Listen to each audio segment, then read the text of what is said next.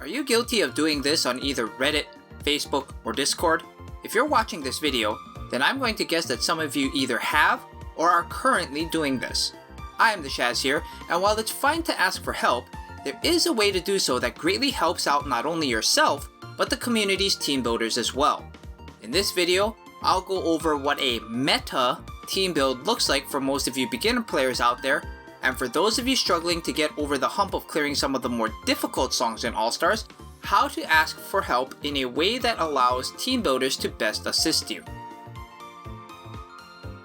Before we begin, I would just like to state that I will never charge one of you for team building help or any other assistance revolving around this game you may need, especially under the guise of supporting the channel.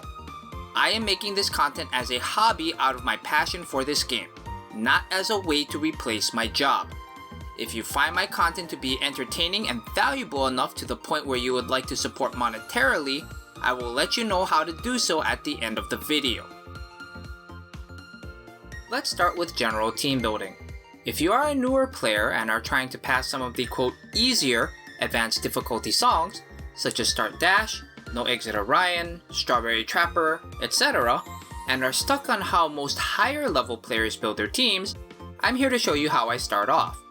Most players have their own ordering on how they do this, but the steps that we take to get there are very similar. When looking to S-rank a song on Advanced for the first time, the first thing I would do is look at the overall song gimmick. Most of them will have a gimmick that says something like, appeal of non-attribute cards will fall by 10%.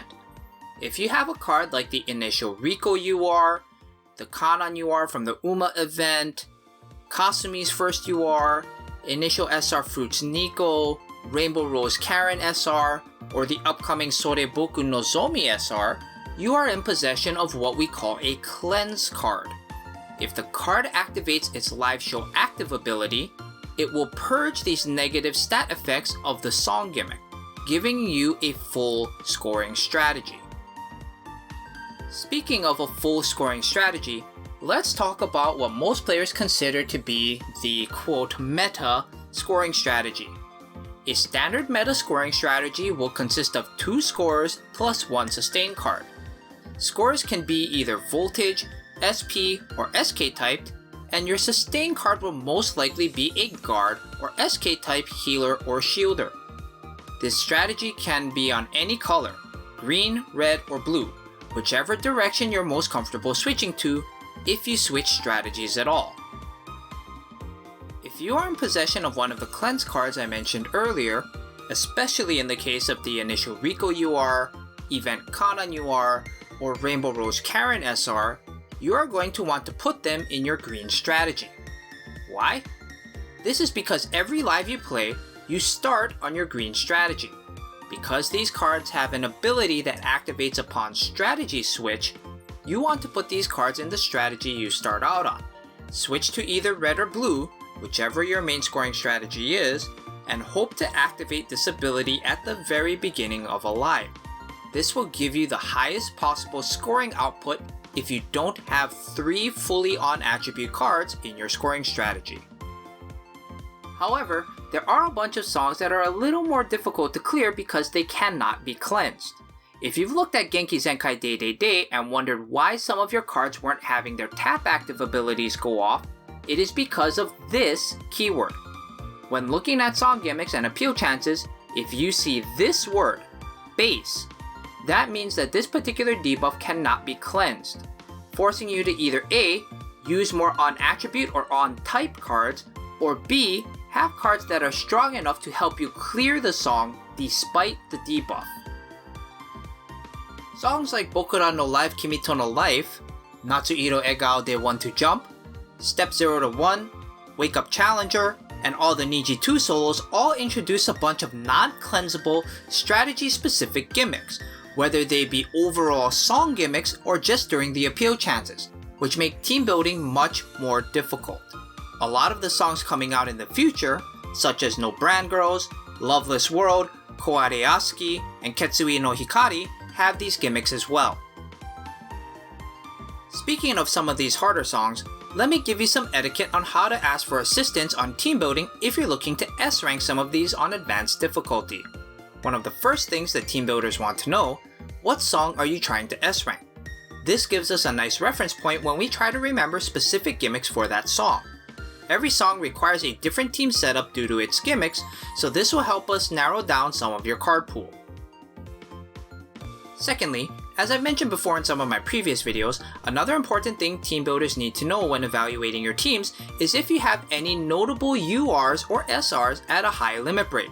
This will help us have a better understanding on which of your cards are stronger frontliners, better backliners, etc. This will also help us as we try to formulate your optimal center 3, the cards that will get utilized for the SP gauge. Effectively maximizing your SP gauge for harder songs could be the difference between an S rank and an A rank. To make it easier on the person helping you, you could sort your cards by highest appeal, highest stamina, and highest technique. Third, if you're having difficulty grasping some of the context as to why team builders suggest certain cards for certain songs, ask. A lot of us want to help you get to a point where you no longer require our help because you've learned how to successfully team build on your own. I can only speak for myself, but successfully team building a song I have an S rank and achieving an S rank on the first playthrough makes me feel like a freaking mega IQ genius. Super big brain. Lastly, make sure you are equipping your items correctly. What I am about to describe is what a quote meta accessory setup should look like for songs without specific gimmicks. For all cards in your main scoring strategy, the goal is to have all of them equipped with the highest rarity, highest limit break, highest skill level brooches that you have to increase their scoring ability. You then want to take the same approach with bracelets and put those on the next 3 highest appeal backliners who should be in the same strategy. Finally, your last 3 cards should have a mix of necklaces and bracelets attached to them to aid in keeping your stamina in the green as long as possible, in addition to extra SP gauge fill. Test to see if your initial set of 3 bracelets fill up roughly 75% of your SP gauge upon AC completion, and if they don't, add another bracelet into your backline for a total of 4 bracelets and 2 necklaces. Now, another thing you will probably see if you ask to see a high-level player's formations is that a lot of times there are specific teams depending on the attribute of the song.